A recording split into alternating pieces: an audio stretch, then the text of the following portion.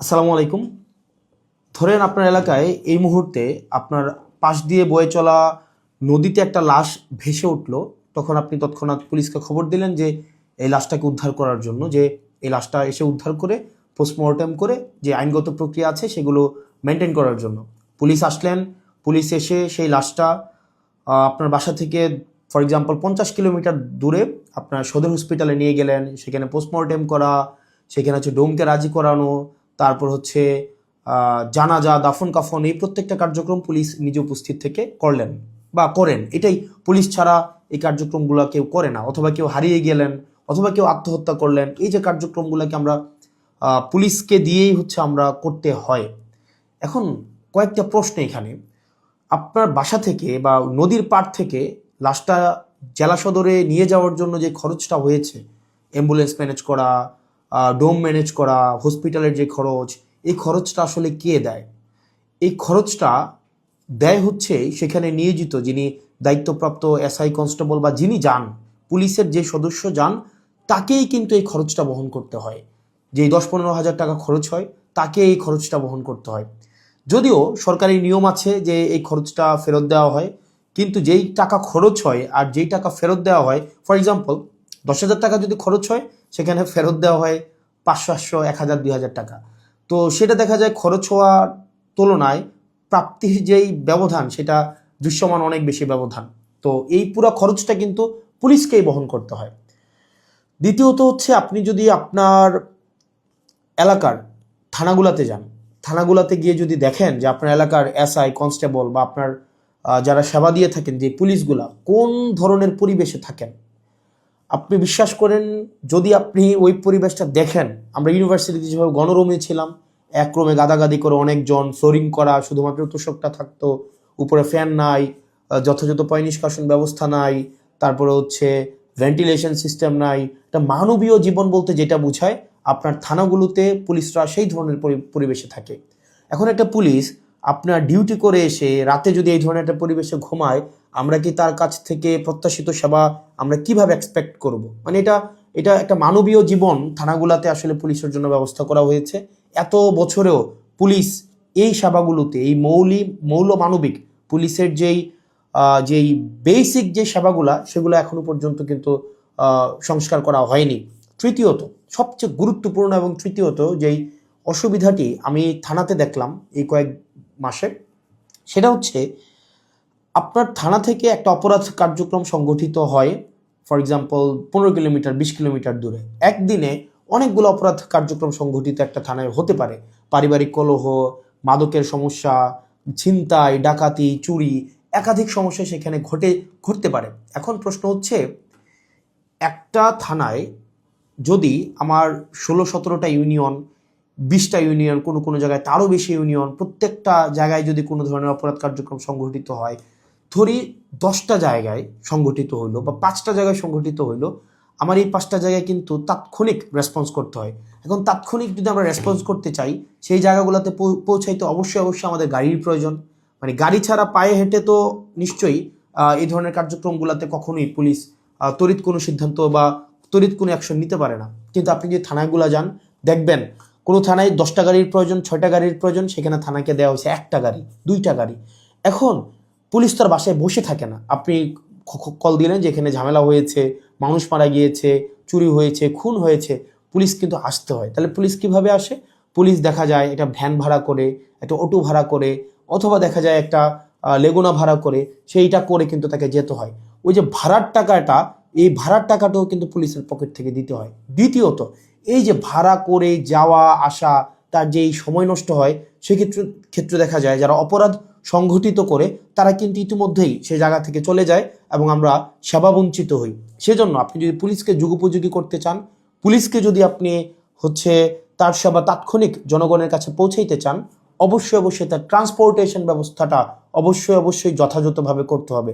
আপনি পুলিশকে ট্রান্সপোর্টেশনের গাড়ি দিবেন না। গাড়ি বলতে এখানে একটা পুলিশকে একটা গাড়ি, এটা বোঝানো হয় নাই। একটা কাভার্ড ভ্যান দেন, একটা 10টা পুলিশ একসাথে মুভ করতে পারে। তারপর হচ্ছে একটা থানায় যদি আপনি 5টা 6টা গাড়ি দেন, তাহলে সেক্ষেত্রে কিন্তু ওই এলাকার অপরাধ কার্যক্রম অবশ্যই দৃশ্যমান কমে আসবে, কারণ পুলিশ ইমিডিয়েট রেসপন্স করতে পারবে। কারণ পুলিশ যদি ইমিডিয়েট রেসপন্স করতে না পারে, অপরাধ সংঘটিত হয়ে যাওয়ার পরে যদি রেসপন্স করতে হয়, সেক্ষেত্রে দেখা যায় দিন শেষে অপরাধী কিন্তু পালিয়ে যায়। সেজন্য পুলিশের দক্ষতা, পুলিশের সেবা যদি আপনি জনগণের দ্বারগোড়া পৌঁছাতে চান, অবশ্যই আপনার ট্রান্সপোর্টেশনের ব্যবস্থা উন্নতি করতে হবে। এখন আমাদের বর্তমান বিদ্যমান যে পুলিশ ব্যবস্থা রয়েছে, এই পুলিশ ব্যবস্থার থানাগুলোতে, আমি থানাগুলোর কথা বলবো, থানাগুলোতে তাদের অ্যাকোমোডেশন সমস্যা, তাদের বাসা, তাদের থাকার জায়গা নাই ঠিকঠাকভাবে, গণরুমের মতো তাদেরকে থাকতে হয়, এবং তাদেরকে যে বেতন দেওয়া হয়, এই বেতন দিয়ে যে একটা স্বাভাবিক জীবনযাপন করবে, সেটা কোনোভাবেই সম্ভব না। দ্বিতীয়ত হচ্ছে আপনি তাকে ট্রান্সপোর্টেশনের ব্যবস্থা করছেন না যথাযথভাবে। আপনি তাকে দেখা যাচ্ছে যে আপনি তাকে ঢাল তরোয়ার ছাড়া, ট্রান্সপোর্টেশন ছাড়া আপনি অপরাধী ধরতে পাঠাচ্ছেন, টহল দিতে পাঠাচ্ছেন। সেক্ষেত্রে কিন্তু তাকে ট্রান্সপোর্টেশন ম্যানেজ করা এবং সেখানে যে ভাড়া মেটানো, সেটাও কিন্তু তার পকেট থেকেই করতে হয়। সরকার যে অ্যালটমেন্টটা দেয়, সরকার যে বরাদ্দ দেয়, সেটা খুবই প্রয়োজনের তুলনায় অপ্রতুল। তৃতীয়ত হচ্ছে আপনি পুলিশে একটা আমি অনেকগুলো অফিসারের সাথে কথা বলেছি, রিটায়ার্ড অফিসার, চাকরিরত অফিসার, তাদের সাথে কথা বলেছি। পুলিশে ম্যানেজ করে নেওয়া একটা কালচার আছে, ম্যানেজ করে নেওয়া একটা কালচার। ফর এক্সাম্পল, আপনি কনস্টেবলকে পাঠাইলেন কোনো একটা জায়গায় আসামি ধরার জন্য, সেখানে 5,000 টাকা খরচ হবে যে আসামিটা ধরতে, ট্রান্সপোর্টেশন কস্ট বা তদন্ত এই জায়গাগুলোতে। তখন কনস্টেবল তার ঊর্ধ্বতন কর্মকর্তাকে উনি বললেন যে স্যার টাকা কোথায় পাবো? তখন বলে ম্যানেজ করে নাও। এখন ম্যানেজ করে নেওয়া অর্থ, সেটা নিশ্চয়ই আমরা বুঝেছি ম্যানেজ করে নেওয়া বলতে কি বোঝাচ্ছে। এবং আরও শঙ্কার বিষয় সেটা হচ্ছে পুলিশের অনেক বড় বড় প্রোগ্রাম হয়। এই প্রোগ্রামে অনেক ক্ষেত্রে, সব ক্ষেত্রে না, কিছু কিছু প্রোগ্রাম আগে হতো, এখন বর্তমানে আছে কিনা এটা আপনারা জানাবেন। আগে এরকম নাকি হতো, পুলিশের অনেকেই জানিয়েছে এরকম নাকি হতো, একটা বড় প্রোগ্রাম হবে, এই প্রোগ্রামে দেখা যায় ঊর্ধ্বতন কর্মকর্তারা অধীনস্থ কর্মকর্তাদের ভাগ করে দিত যে খাবারের দায়িত্বটা তোমার, ডেকোরেশনের দায়িত্বটা তোমার, লাইটিংয়ের দায়িত্বটা তোমার। তো এখন টাকা আসবে কোন জায়গা থেকে? ম্যানেজ করে নাও। তো দেখা যায় অধস্তন কর্মকর্তারা সেটাকে ম্যানেজ করে নিতেন। তো নিশ্চয়ই ম্যানেজ করাটা সরকারের দায়িত্ব, ম্যানেজ করা তো অবশ্যই কোনো কর্মকর্তা কর্মচারীর দায়িত্ব না। কিন্তু দেখা যায় অধিকাংশ ক্ষেত্রেই সরকার যে বাজেট বরাদ্দ দেয় পুলিশকে, এবং যেই পরিমাণ পুলিশের প্রয়োজনীয়তাটা, যেই পরিমাণ আমরা দেখলাম ল অ্যান্ড অর্ডার রিস্টোর করার ক্ষেত্রে, সামাজিক শৃঙ্খলা বজায় রাখার ক্ষেত্রে, শুধু যে গুম খুন এগুলো নিরসনের ক্ষেত্রে পুলিশের অবদান বা পুলিশের কার্যক্রম বিষয়টা এমন না।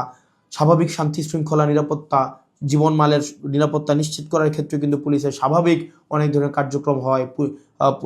আপনার পরীক্ষার ডিউটি থেকে শুরু করে অনেক ধরনের কার্যক্রম হয়, এবং পুলিশেরকে আরও বিভিন্ন কাজে ব্যবহার করা হয়। যেমন এটা খুবই আমি পার্সোনালি এই জিনিসটাকে আমি সবার সামনেই বলছি, এই জিনিসটাকে আমি পার্সোনালি এই জিনিসটাকে কখনোই ওয়েলকাম করব না।